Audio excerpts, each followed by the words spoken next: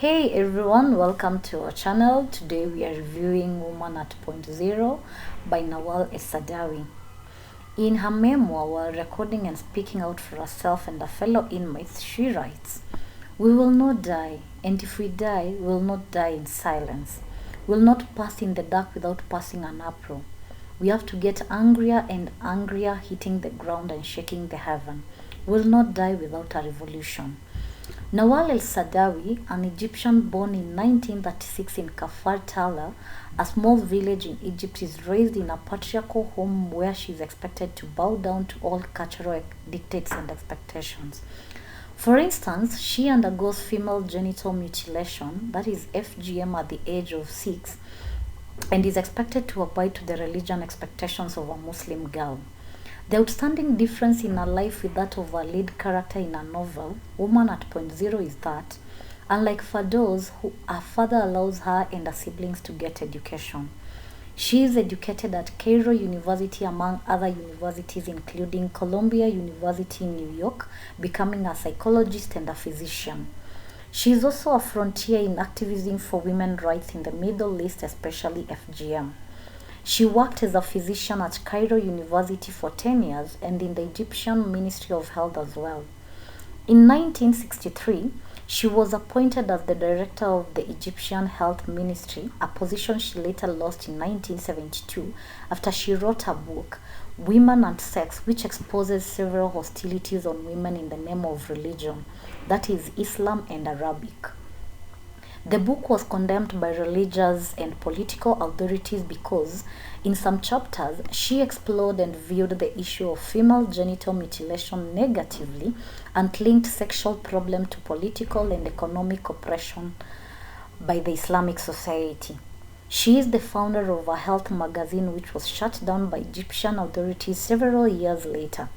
Surprisingly, she continued writing and airing her discomfort with the way the Arabic society treated women. In September 1981, President Sadat put her in prison long after a protagonistic execution, but she was later released in 2 months' time following his assassination, upon which she founded the Arab Women's Solidarity Association and co-founded the Arab Association for Human Rights. With death threats coming from Islamic society and several religious beliefs from within and outside Egypt, in 1988, she was forced to flee her country to United States, where she taught in various colleges and universities. Our societies have been constructed in a way that women are subjected to oppressive cultural expectations through the watchful eyes of men. Most societies have come with some sort of schemes that hold women captive, and they ensure that patriarchal control does not fade out at any point. In doing so, women find it hard to fight these forces to liberate themselves, and if anyone tries to break away, then they face a lot of criticism.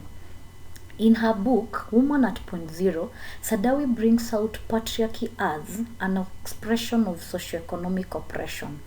Through the protagonist Firdaus, who is a victim of poverty in her family as well as those around her and other cultural presentations. In her introduction, Nawal Saadawi says that Woman at Point Zero is based on a true story, and she narrates it to us as it was handed over to her by the protagonist. The story is told in two perspectives. That is, the first one is that of the author, which is in the preface, first and the third chapter. The narrator, who is also the author, Nawal Saadawi, is a psychiatrist who specializes in neurosis in Egyptian women and in the text. She studies mental issues affecting women in prisons. Speaking to the resident doctor in the prison, she becomes fascinated by an inmate in the solitary cells called Firdaus, convicted for murder. She is to be executed, and that blows the narrator's desire to speak to her, but Firdaus refuses to talk to anyone. The second narrative is that of the protagonist, Firdaus. Just before her death, she agrees to speak to the narrator in order to tell her story and probably give a reason for her refusal to make an appeal to the government, hence her silence. The narration shifts from Saadawi to Firdaus, giving the victim a voice to narrate her most intimate confession in a special way. Firdaus recounts a dark past of childhood struggles submerged in poverty, socioeconomic expectation and exhibitions throughout her life, violence, acceptance of oneself, and her fate in the hour of death. Saadawi picks the story up and relays Firdaus' encounters with a lot of passion, allowing the reader to sympathize with her because she fully understands where her rebellion comes from. The tone is depressing but portrays Firdaus as a pitiable woman who is a victim of circumstances. Anger is brewed towards men when Saadawi says, "To be quite honest, I don't really feel she's a murderer. You'll never believe that so gentle a woman can commit murder." And she continues and says, "All women are victims of deception. Men impose deception on women and punish them for being deceived." Saadawi takes a very bold move defying patriarchal norms. Firdaus looks back in her life as a child, growing up in an Islamic society which adds a lot to female oppression as a religious authority that looks down on women and their rights. It is a pretentious religion as those who hold the power, that is men, will observe all religious requirements except one, which demands respect for the minority, that is women and children. Firdaus recounts starving as a child, but the father would always have a meal prepared and preserved for him. On arrival at their home, he beats his wife, that is her mother, mercilessly and still goes to the mosque afterwards. Her father is a very irresponsible person who contributes to the protagonist's suffering, perhaps because she was born a girl and not a boy, whom this community adored. Her mother fails as a mother and as a woman as she does not fight for the rights of her child. She watches her children starving and she is the one seen to be dragging Firdaus too when she says, "A woman who was carrying a knife, they cut off a piece of flesh between my thighs. She is circumcised as a punishment for fooling around with the young boy, Mahmoudaid, and secondly, as a cultural expectation, hence violation on her body without her consent."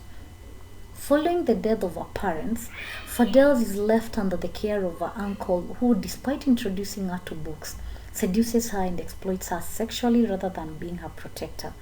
She is married off immediately after school to a 65-year-old Sheikh Mahmoud, who is said to be very ugly, and the girl is disgusted by his behavior. The man watches her in everything she does, and when he gets frustrated at her shortcomings, he beats her up. For this reason, Firdaus runs away and is saved by a stranger, that is Buyomi, who owns a coffee shop. Buyomi pretends to be kind at first by giving her a place to sleep, but then he makes her a wife and worsens the situation by selling her to his friends in order to make money. He mercilessly beats her up when the money is not forthcoming. This forces her to run away and she is yet again homeless. In the streets, she meets Sherifa Salah El-Dai, a hoe who introduces her to prostitution as a weapon of rebellion. She gives her two choices, one of slavery and the other of freedom and power, in a very simple observation saying that all women are prostitutes and that I prefer to be a prostitute rather than a slaved wife.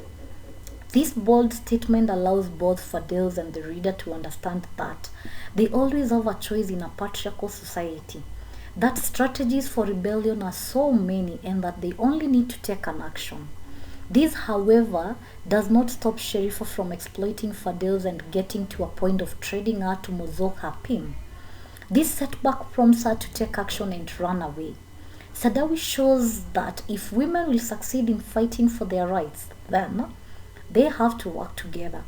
At this point, the story takes an ideological perspective towards choice. Firdaus lives a life without choices. Sherifa makes her see how one's troubles shouldn't hold them captive, as life can be quite meaningless. Quoting Janice Dolphin words, she says, "Freedom is just another word for nothing left to lose." This excites even the reader to experience freedom by resisting a conspiracy that will hold women captive in the name of patriarchy.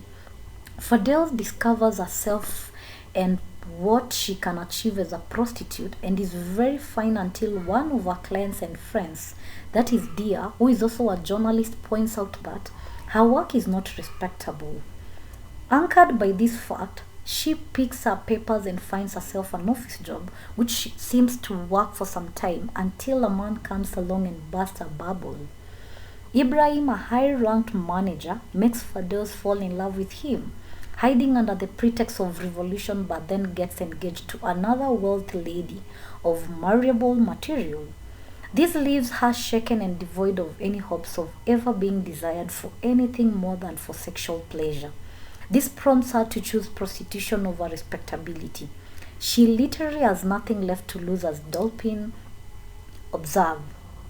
Firdaus disobeys all cultural norms as she rebels aggressively against male dominance. She kills a pimp who wanted to manage her, but she would not let any man take away the freedom and power she has already acquired. She is to be executed for this murder. Her life is full of many anticlimaxes that show clearly the relevance of the title.